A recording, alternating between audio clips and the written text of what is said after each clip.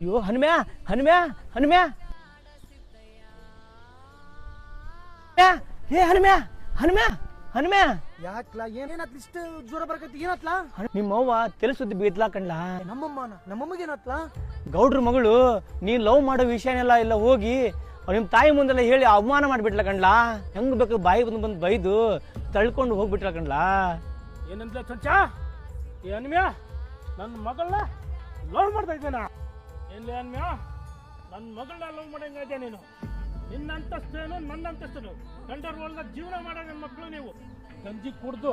ಜೀವನ ಮಾಡೋಂಥ ನನ್ನ ಮಕ್ಕಳು ನೀವು ನನ್ನ ಅಂತಸ್ತು ಮೇಲೆ ಕಣ್ಣಾಗ್ತೀರ ನನ್ನ ಮಕ್ಕಳ ಏನಿಲ್ಲ